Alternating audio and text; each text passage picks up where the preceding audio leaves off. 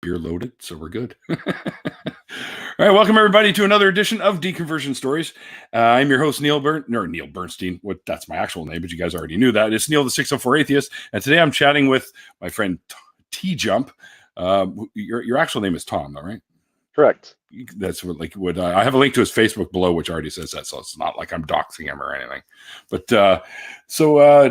TJump, man, I've seen your channel or seen what you do on your channel like a few times. Like, you're probably one of my go-to listens if there's really nothing else going on when I'm at work and stuff like that, which I'll be honest is quite often because I usually always listen to all the other podcasts during the day or whatever on my own. So I always do all the other stuff at work, and I quite enjoy listening to you chat with these folks. So, but what we're going to do, I think, here first is we're going to go a little bit into how you kind of found your way out of a belief system and into becoming the atheist activist that you are, I guess we'll say today, and what led you to starting up that channel and how you ended up doing that. Awesome. Well, thanks. I really appreciate the compliment. I'm glad that you liked my shows, and I'm glad everybody likes my shows who do. Yeah, it's good stuff, man. It's really good. Yeah, so my deconversion story was, I was brought up Christian for most of my life, from my childhood. My parents are both really religious. Read the Bible like every day. Went to a Christian or Catholic school, church. They do a church thing like every Sunday or every weekday or something. Like Wednesdays? To go to it. Yeah. And Wednesday masses. Oh, yes. But I had major depression my entire life. It was not fun. And every day I would pray to God for help to not feel that pain anymore. And It never came. Nothing ever improved at all. And after years and years and years of that, I finally just fizzled out sometime in high school. I just stopped being able to believe that there was something there. Expecting this like personal relationship and someone who really cared about you and not helping you through that pain is just, I couldn't believe it existed anymore. Right, sure. And, well, when you're reaching out and you're not getting answers, it kind of makes you sit back and go, well, what the fuck is going on? Yeah, exactly. It was just, it hurt too much for me to believe that there is an all-powerful God. So it was pretty much just the problem of suffering, the classical philosophical problem of suffering that led me to atheism. Wow. How did your folks take that?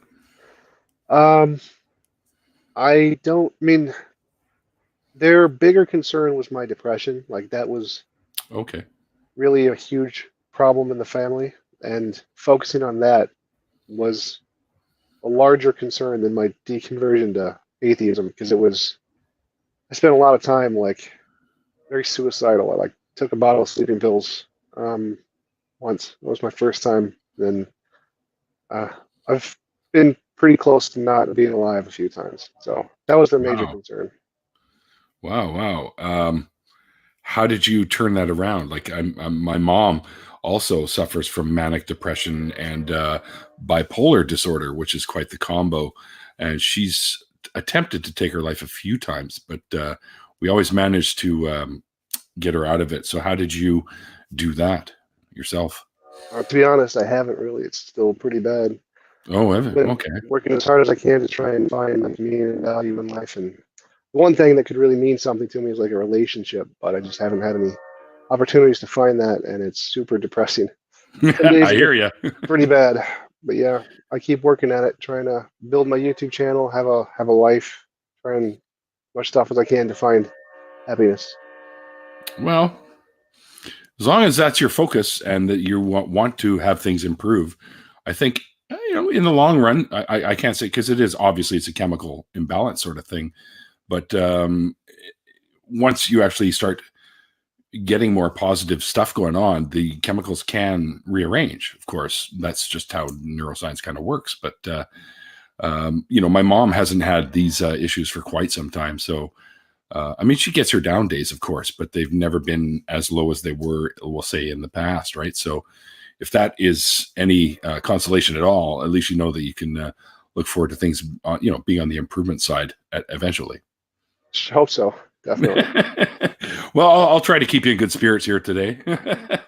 People always tell me that, I can generally make people laugh, and the laughing releases all those grand chemicals in the head anyways. At least I've been told. I'm not entirely sure. I'm not really a neuroscientist, so I don't really know.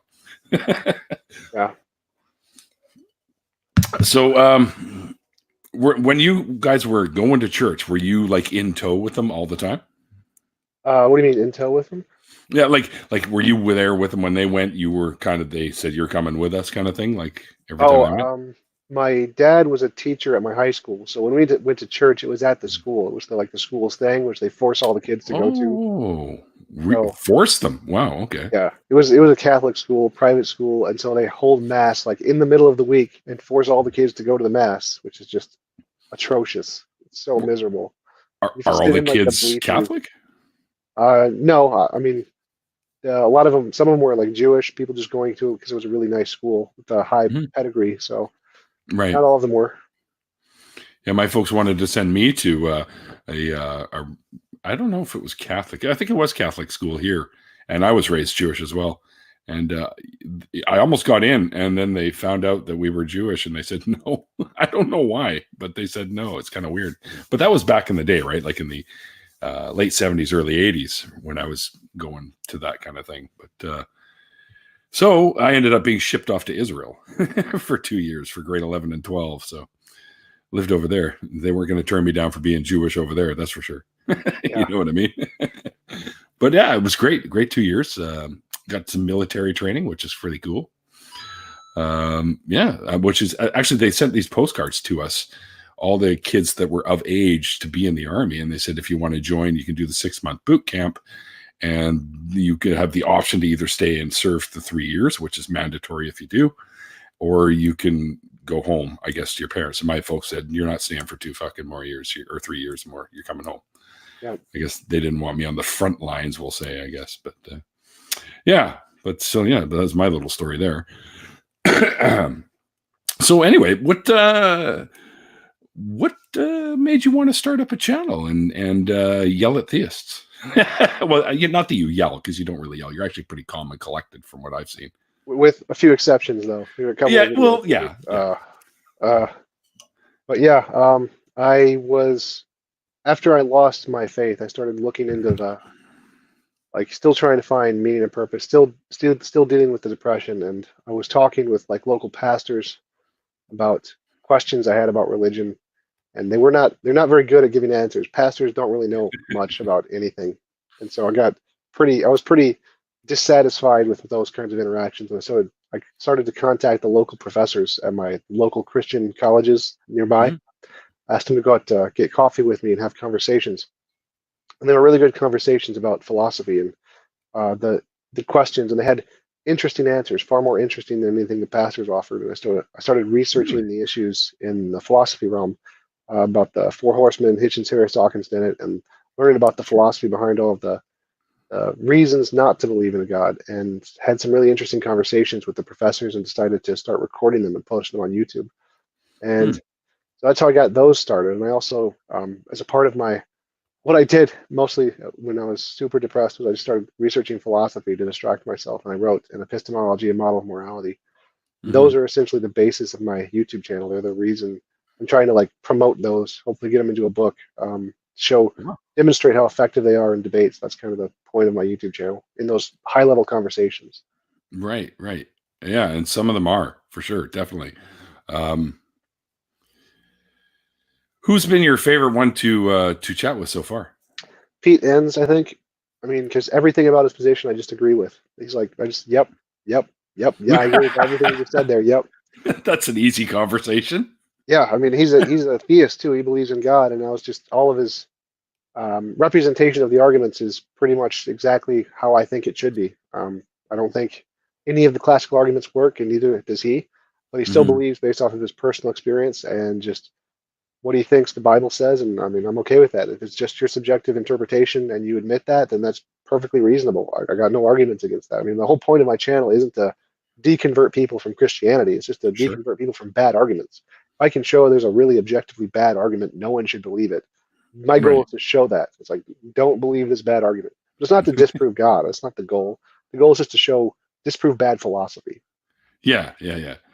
Um, that's kind of funny because I often think to myself, is there really bad philosophy, or can there be Yes, yes. philosophy that you just don't agree with? It's like there's that statement, there's no stupid questions. Yes, there are definitely stupid questions. Just stupid people, right? Like Mr. Garrison says on South Park.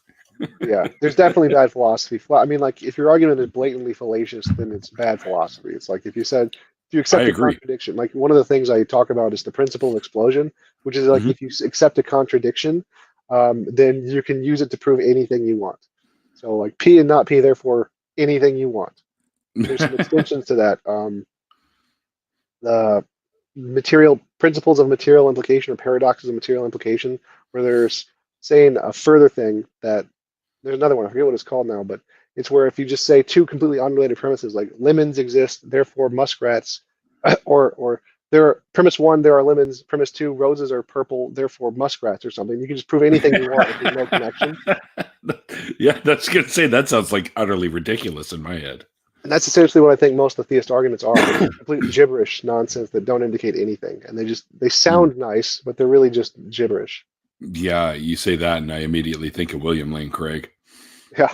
Because that guy knows how to word salad better than I think most salad chefs, for sure, if there is such a thing. But yeah, wow. So Paul Enns, huh?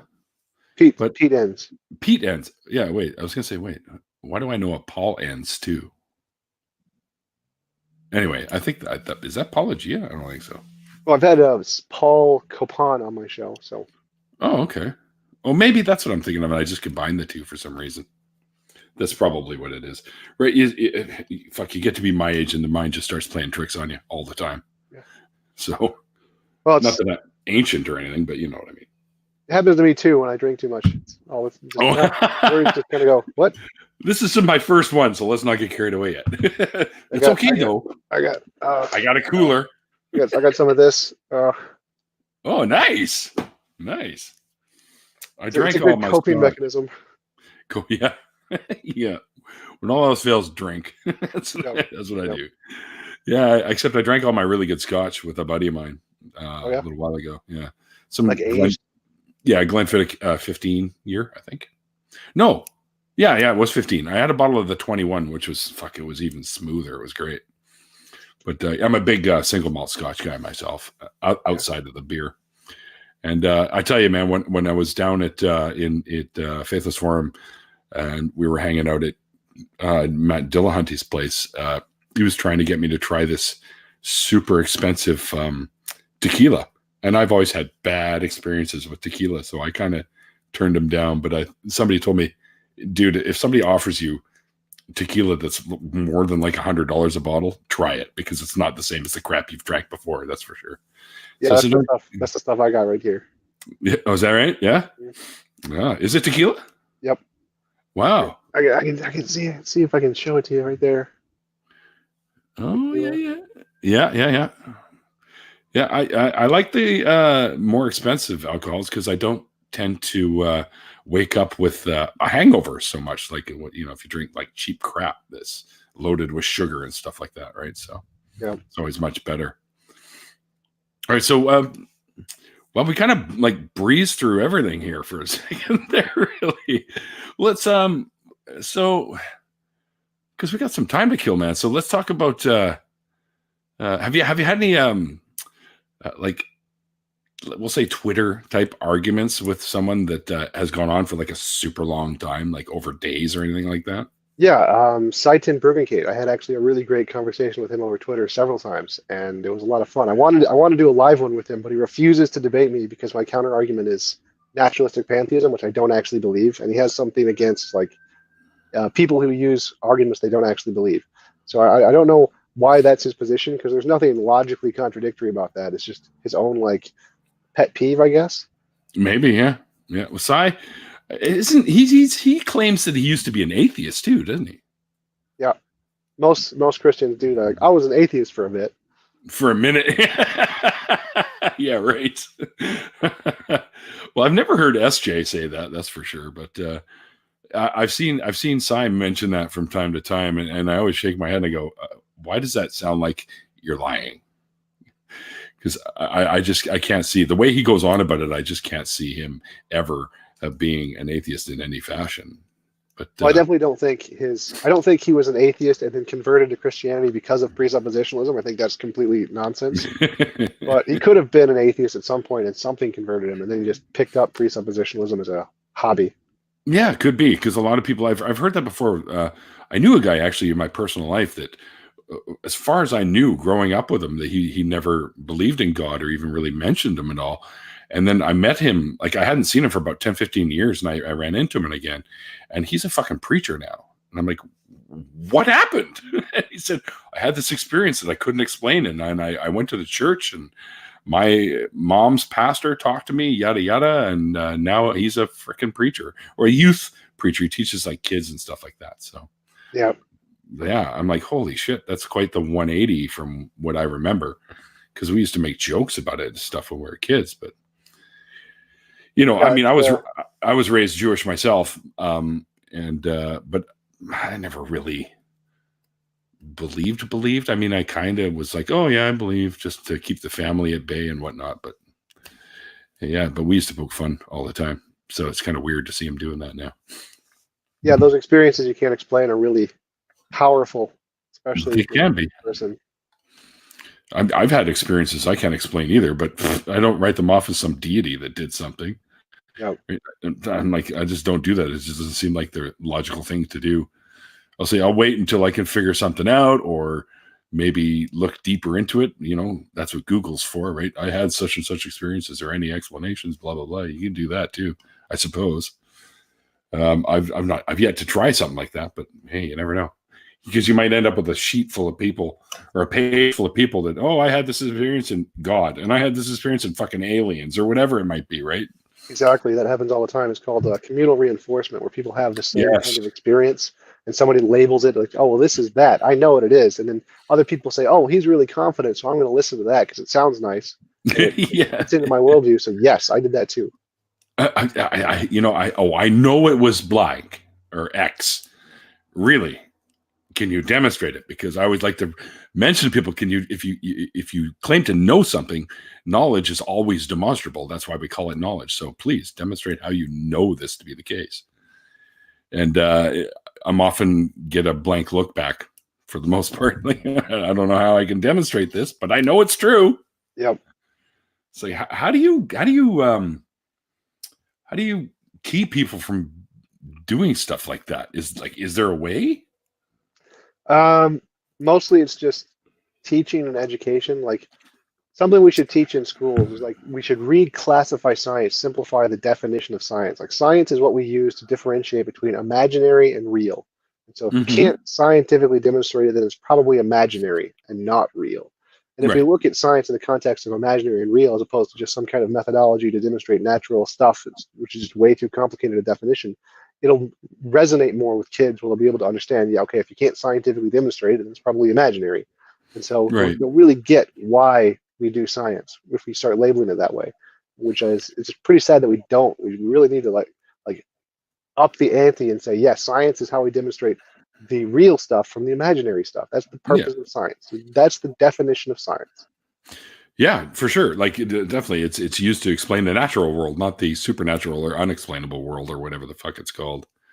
Because, dude, I was a big believer in a lot of that stuff back in the day myself. I went through a phase of being a pagan. I went through a phase of being a Wiccan. And I used to believe in ghosts, and I thought I lived in a house that was haunted at one time, because things happened that were just weird, right? And like as an example, I'm lying in bed reading one of my comic books, because I was a huge comic book collector back in the day, and I look up at the corner of the room, and this weird misty blue thing's moving around, and then it goes out the door, and the dog starts freaking out and yelling at it, or barking at it. And I'm like, what the hell is this? And I wrote it off as a ghost, but it probably wasn't. I mean, the window was open, it was foggy, and there were probably headlights. So that's more than likely what it was. And it just freaked out the dog, which I think added to the experience, because, oh my God, the dog sees something I don't see. That kind of thing. Hey, you always hear that. Animals can see ghosts, Yeah, I don't think so. Yeah. But yeah, it was a really weird experience. So, and apparently, when I moved into this place, the people that lived there, I've been there for a couple of years, and they were saying that there were stories that there were 5 murders in that house, because it used to be a house right beside the railway tracks where the conductors and the attendants, I guess, would stay.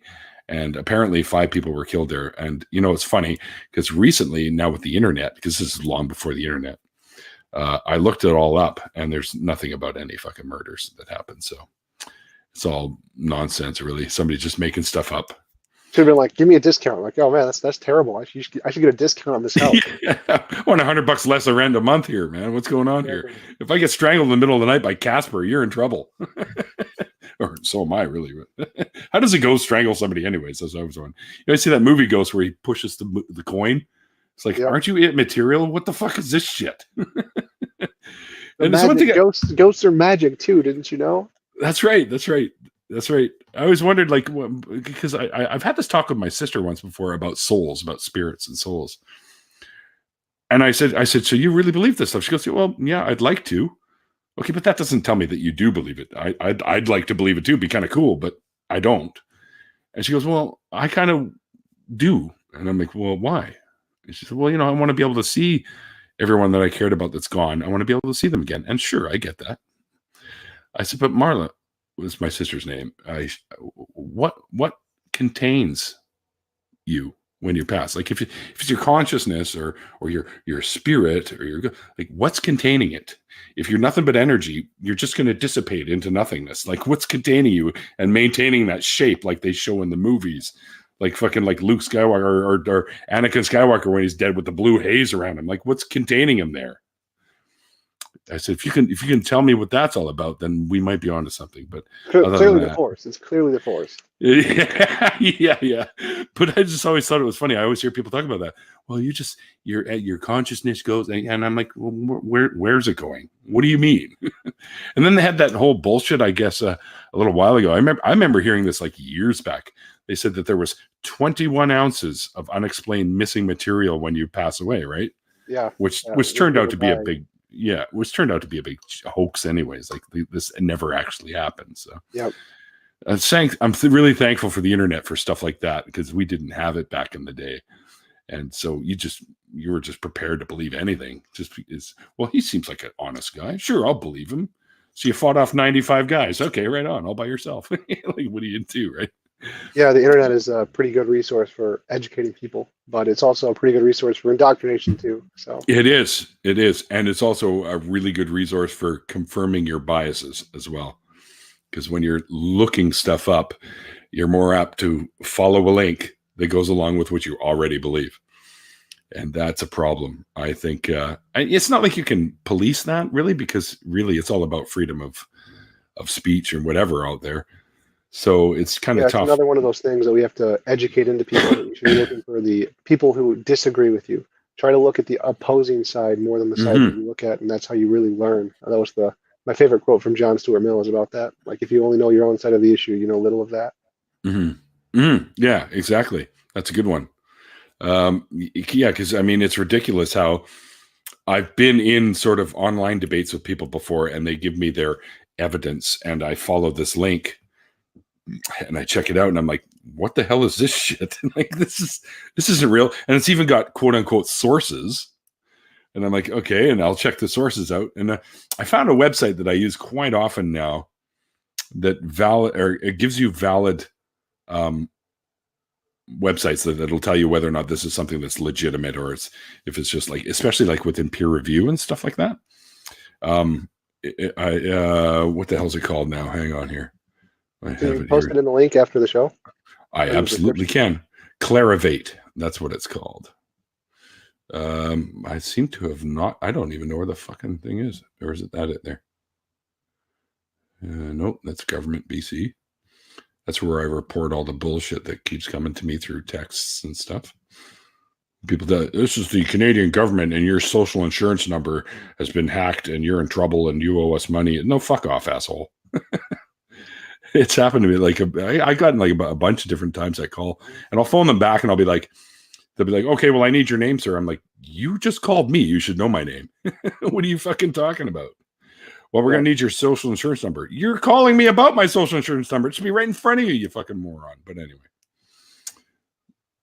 Yeah, I have to deal with that kind of shit. Yeah, I don't know where it is. I guess I'll have to pull it up, I guess. Yeah, I think the fact that you call back is actually why you get so many of them. Because if they verify your number is actually working, they actually send it to all their other spammer bots to send to also message you. Yeah, absolutely. No, that's not what I want. Not the end of. No. Anyway, I'll find it. The federal do not call list.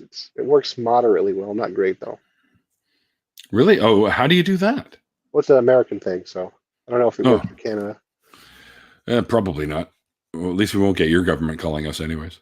Yeah. Not yet, at least. Yeah. I'm just waiting on the day. You've been drafted. Wait, what? You visited the U.S. once. You've been drafted. Yeah, no, I don't know what I did with it. It's not on here, so I'm going to have to relink myself to it. Yeah, I don't know what I did with it. Well, that sucks because I had it here though, like days ago. It was here. I must have accidentally deleted it when I was mucking around with my toolbar.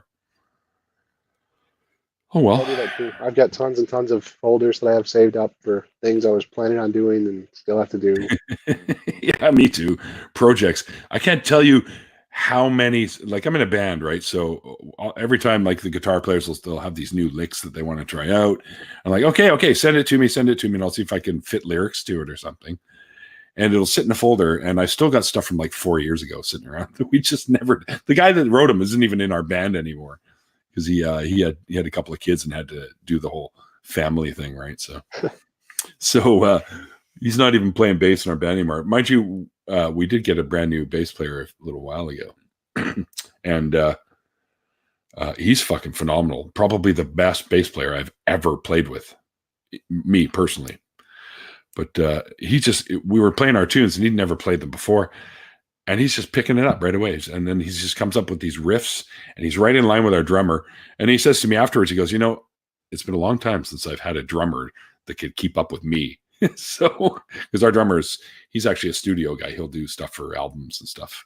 So he's really, really good. He's very much in the line of, I would say, Dennis Chamberlain, who's ex-Smashing Pumpkins drummer, who does a lot of really odd beat jazz stuff now with jazz guitars and basses and stuff. And it's actually some pretty cool stuff. But yeah, so he's really shocked that we had a drummer of this caliber. I'm like, yeah, it's just a guitar player and me that suck. You guys are great. Right, so are you using the recording studio for your show for YouTube channel also, where you do the band recordings? No. My drummer actually has a portable studio that he brings in. If we do recordings, we just bring in and plug into it, and we go from there. We're in the midst of actually recording our newer stuff too. But I just use. I just got a Yeti Alienware computer, which has great processor speed, which all my other computers were totally fucking fail at. And I'd be, you'd have the little fucking thingy going and all the lag and shit like that, but not anymore. This is so much better. I decided, you know what, fuck this. If I'm going to do this for real, I need to have equipment or something that's going to be, that won't let me down. So yeah. I invested like $3,000 into this thing. So. Oh, wow. That's cool. Yeah. So might as well. I'm making payments. So anybody can invest that kind of money if you're making payments, really. And it's like, it's under $100 a month. So I don't care. I can do it. But I must admit, it's chipping into my, my Faithless Forum money for next year. Oh, yeah. Yeah. Because I went down last year. And have you ever been to one of those, the Faithless Forums? I went to the Atheist Experience back cruise last year. Oh, did you? Like just this past one? Met Matt and a few other people. Eric, yeah. I think it's genetically modified or... Drew. Yes, Drew. Yeah. And the guy from Truth Wanted. Oh, Dan. Yep. Yeah. What about Thomas? Was he around for that? No, I didn't see him there. But I had him on for an interview, so I met him that way. Oh yeah, Thomas is good people, man.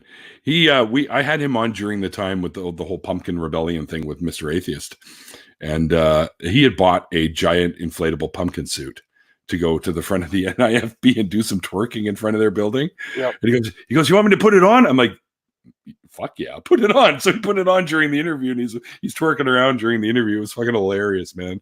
And everyone in the chat was like, "Oh my god, kudos to Thomas for that." But yeah, the little video clip that he made for that was absolutely hysterical. Just so you know, also, you were on another friend of mine's channel. This is going back some time. Another freaking atheist, Don. Yep. Yeah, he said to say hello. Yeah, Don's a good guy. He was like my first interview ever. I think he was the first guy to invite me on. He was a really great guy. Oh yeah, Don's good people. Did he still have a channel? Because I thought he like shut it down for a while. He's been on a hiatus because he's got kids that he's looking after right now. So he's got his own like natural daughter, and he just technically, I guess, adopted another one, like a foster care. So he's got the two of them, and he was trying to raise some money to buy them some tattoo supplies because they're artists, and he wants to get them. You know, you always want to be there for your kids when they have an interest like that, right? So I made a $50 donation to his cause there. So hopefully they'll be able to get that, because I've got tattoos. I can't get any more now, but if I do that, then it's going to be at least 6 months before I can donate blood again, and I'm not going to have that because. Oh yeah, you donate blood? Oh yeah. Well, my dad was BC's highest donor, and when he passed away in 2010, I decided to start up what we call a Partners for Life group. Whereas it's a dedicated group of people to go in every, 56 days, I think is what we have here, to donate. So, and if I keep that up, I can't get a tattoo anymore.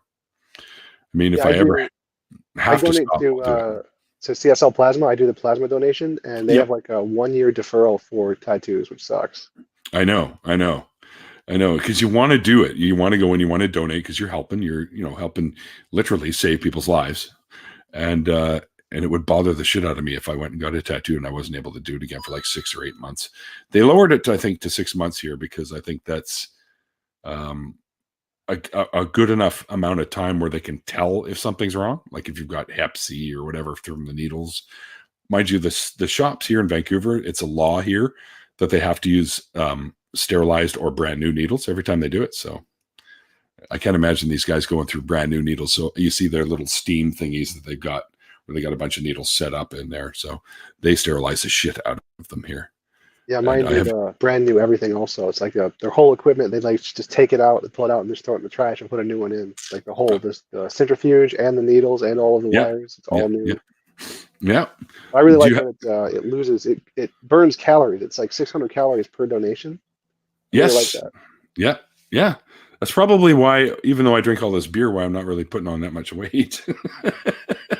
Because I remember, usually this time of year, it starts to get to be the holidays. So more and more food comes out no matter wherever you go. And everyone's getting into that time of year thing. And you just start chowing down so much more. And I'll easily throw on 10, 15 extra pounds over the holidays. But recently, I think the blood donations does help that. I think you're right there, because my weight has been fairly stable since I started doing this. So I mean, for plasma, you can do it twice a week, so you can burn a lot more calories that way. Yeah, I guess so. Platelets you can do, I think, every 2 weeks as well if you do platelets. Yep. Now with the plasma, they pull the blood out, remove the plasma, and then put the blood back, right? Yep. So it's very similar procedure as to platelets, because that's what my dad did. And I think that's how his numbers got up so high in later years. It's because he was doing it, I think for the last 6 years of his life, he was doing the platelets. So he had like 532, I think was his max when he passed away, or before they stopped him from doing it because of the bladder cancer. Because if you're diagnosed with cancer, that's it. They can't take it. I mean, well, actually, that's not true. You can still donate if you have disease like that, or even if you're homosexual or a member of that community of some type, and you can still do it because they're pretty strict on that as well, which I kind of think sucks, but they're being a little bit more lax here in Canada now towards people like that.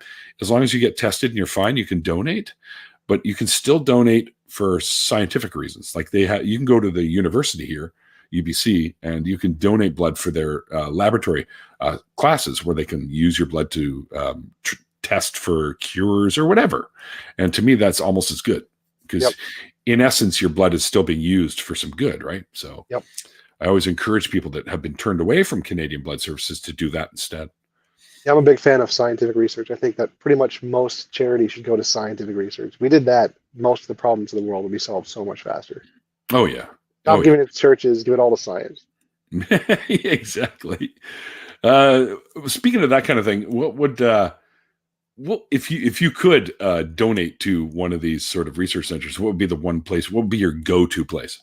I mean, there's the pragmatic ones that we actually know are working, like the malaria research. They have Right, right. We're pretty close to solving the malaria problem. That one would be a pretty good one. But I really like. I'm a big fan of artificial intelligence. I want to solve AI. 'Cause I think AI. if we get that done, we can solve so much. Like most of the problems in the world can get solved really quickly if we can get that one. Shit, man, you just brought up another can of worms I kind of want to open up now. I was reading, and I can't remember where the fuck it was, but China apparently has come up with literally like quantum computing. There's some guys in China that have sort of started getting that all together. Have you heard There's much a about that? there's a couple of places that actually do it. There's like 3 or 4 places here in the U.S. that are working on quantum computing. We have several quantum computers up and running. They just don't do much. They're not very powerful. They can only Right, do right.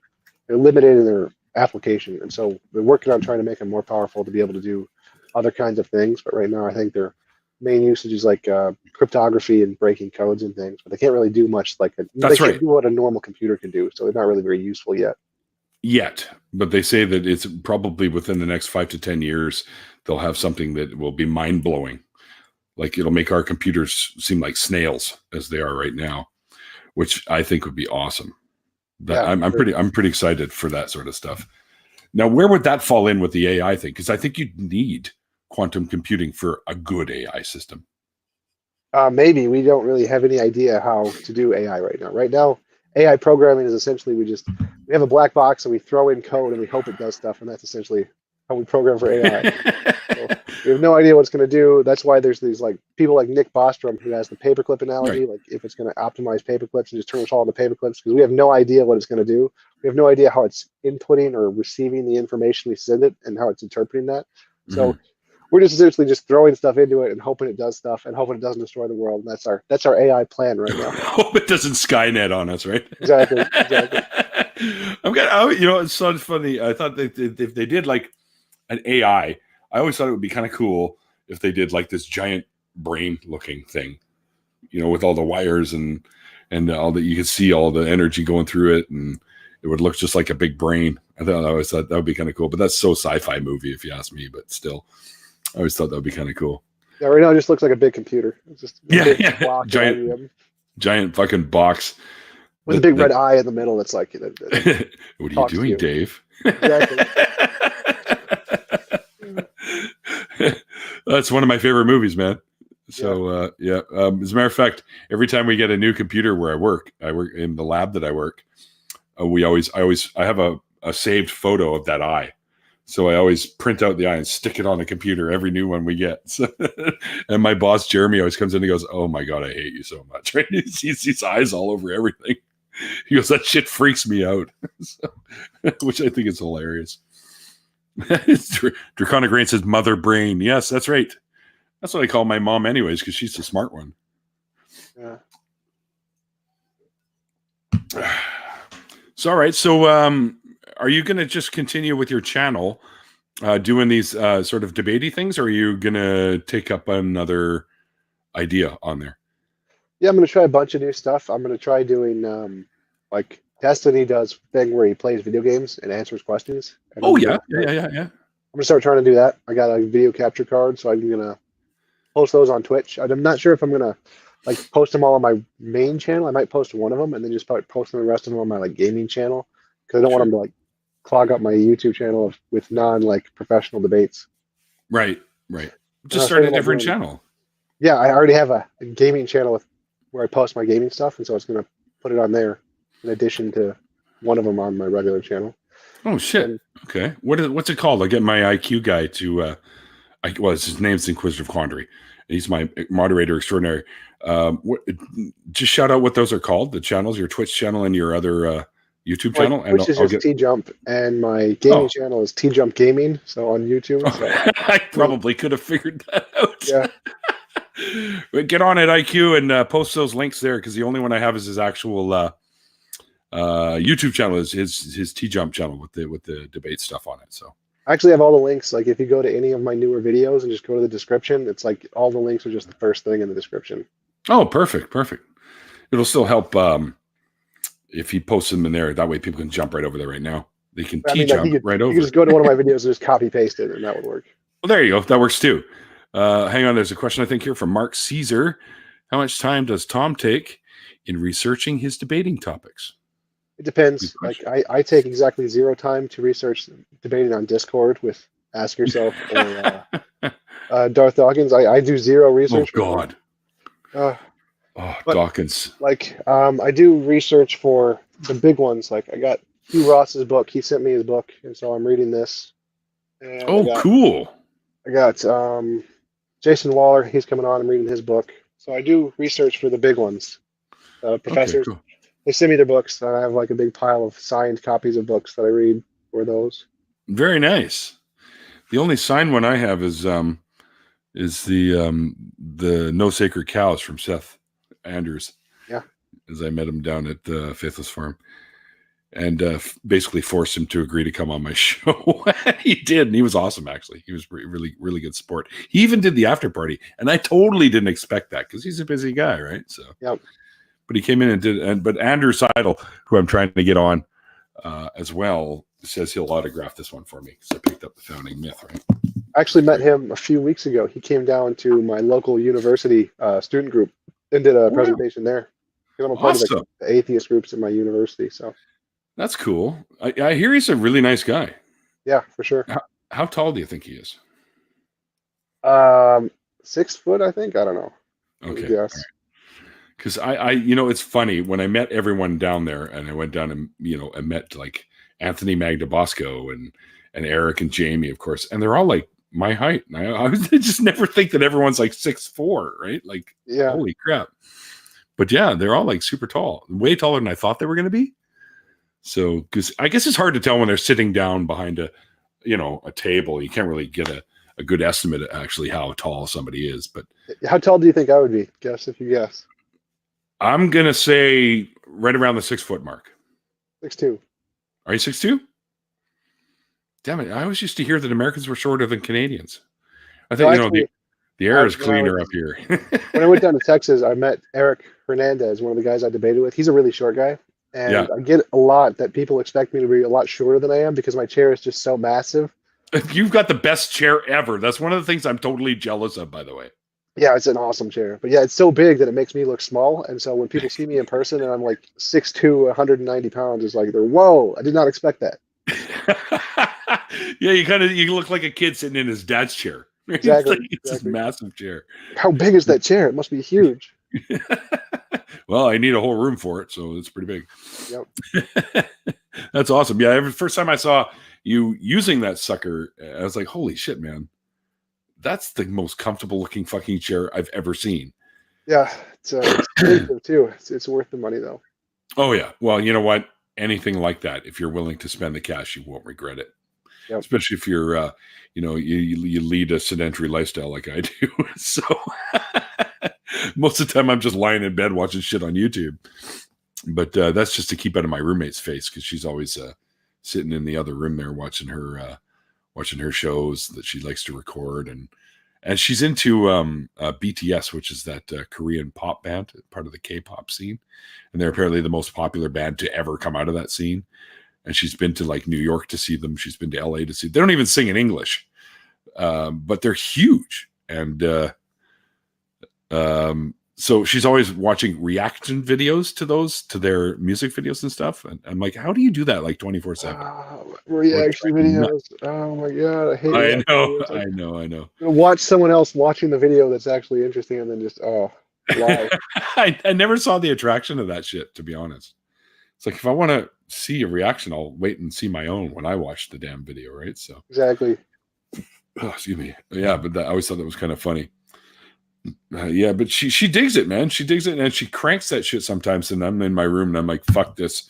I'm putting headphones on, and I'm putting Black Sabbath or Zeppelin on or something because I can't stand that stuff. I mean, It's not my cup of tea. I'm not going to say it's crap music. I hate it when people say that. Oh, it's garbage. No, man, somebody worked their ass off, their blood and tears and sweat to make this music. It's not crap. It might be not your taste, but don't ever call someone else's artwork crap. I just don't think that's the right thing to do. I say, hey, it's just not for me, but knock yourself out. Or I will. No, I'm just kidding. I agree with that for the most part, but there's some like postmodern things. I'm like, yeah. I mean, if I would say if I could pull up one band that I would probably consider just all around crap is Ween. I don't know if you've heard Ween, but holy shit, some of their stuff is just like, what are you on? What did you do? Pull out mom and dad's fucking Tupperware and metal pots? Like, what the fuck is this shit? Yeah, I'm just listening to like instrumental stuff. I like electric guitar a lot. Yeah. Epic sound trailers. I love the trailer. Epic trailer music. Epic trailer music is the best. Where they go through and just play like Crazy Train, do remixes of Crazy Train, and add all the heavy bass and guitar and stuff, and put it behind like a video game trailer. Those things are awesome. Well, there's this one guy I follow he's an atheist as well, but he does rock music as well on his channel. What the hell's his name? If any one of you guys figure you might know who I'm talking about, punch his name in there. Shit, what's he called? Damn it. See, this is the thing about getting old. The memory just isn't there anymore. He'll come up because I've got him tagged for everything he puts out in my timeline here. Oh, Creaky Blinder. He's funny. Shit. Yeah, you know what? I'm not going to sit here and waste time looking for it. When I remember it, I'll send it to you in a DM. But cool. he plays guitar like leads and stuff, and he's fucking phenomenal. But put it in the description in case anybody else is interested. Yeah, I mean, if I can find it, maybe fucking VeggieTales. No, not VeggieTales. What the hell? Another freaking atheist is putting my music up there now. Nobody wants to hear me sing that shit, buddy. Actually, there's a few channels that use my music now. Godless Cranium, Bible Belt Atheist, and I think B. Millsabub also. Yeah, if he ever asks you to come on his channel, you should jump on there. He's a great guy. He's a hilarious guy. Has Aaron Robb put any of your stuff in there, like in his credits? No, he does very much like one of my songs called I can't even remember Taste My Sin. This is back when I was still sort of in that realm where sin was still a thing. Right? I wrote the lyrics for that, probably 25 years ago. And it was actually about a friend of mine who became addicted to meth. So I wrote the song from the perspective of the drug talking to the user and made it sound like they were kind of in a relationship kind of thing. And he really liked it. So, you're somebody, Don. Don't worry, you're somebody. Yeah, drugs are a tough one. Not really sure how I feel about those. Yeah, because I'm a pot smoker. That's about it. Yeah, I've been trying a bunch of stuff recently. Oh, have you? Yeah. Well, how's that been going? Going to raves, trying. They've been giving me all kinds of stuff. Very like strange stuff. And shit? Yeah. And so, I don't know. It's for someone with depression, it's a relief. So I can't really judge anybody for taking any drugs. I hear you. You're not the first person with that kind of an issue that has said that about, especially psychedelics. They said they can actually, it's like alleviate all of that. I've done psychs myself, but way back when I was younger, and they just didn't agree with me, so I just stayed away from them. I think the last thing I tried was probably mushrooms, and they literally made me throw up everywhere. So I was like, no, fuck that. I don't want to be doing that all the time. Screw that. So yeah, I think it was probably the strychnine or something that shit has in it that I just reacted to badly. So anyway, enough about drugs. Don't do drugs, kids. Well, weed's okay, but nothing else, right? And contrary to what people tell you, it's not a gateway drug. Otherwise, I'd be banging heroin right now in front of you. And that just ain't happening. Yeah. Yeah. Sugar and cocaine, or sugar and caffeine are like the two worst drugs, and they're everywhere. Yeah. And I drink plenty of that, so I can attest to that because I have to have it in the morning. If I don't have my coffee at work, I will bite someone's fucking head off, and it won't be pretty. I have like a mug that holds like 4 cups, and I drink it like multiple times a day of just all Me coffee. too. Me too. Yeah. 24-ounce mug, man. It's just this massive thing, and it looks like a thermos. All you do is pop the top off, and you drink right out of that. And it's huge. Yeah. And everyone, I fill that thing up, and at work, and everyone just looks at me like, "Fuck, you like your coffee?" I'm like, "Shut up! Don't even talk to me." It's just like, don't even say anything. It's like, yes, I like my coffee, and you should be happy I'm drinking it. So I'm not going to go back up to the coffee machine like every 5 minutes. What? No, are you crazy? Yeah, exactly. I can put away a cup like boom, and it's done. Yeah, see, Lavender Lady agrees. Coffee is a food group. That's right, it is. Right there with chocolate and bacon. My 3 favorite food groups: coffee, chocolate, and bacon. Holy shit! I wonder if we could combine them. Mind you, I've had bacon brownies, and those are fucking awesome. By the way, just for reference, if you ever run into someone that actually has that as an option, check it out, man. Bacon brownies are deadly. They're awesome. Add some weed in there, like some weed brownie bacon. Yeah. Yeah, there we go. Edibles with bacon. Fuck yeah, I'm on board with that for sure. My buddy's has his aunt makes these gigantic edibles cookies, and she does the oatmeal ones and she does the chocolate chip ones. So he's always bringing me about 3 or 4 of those things.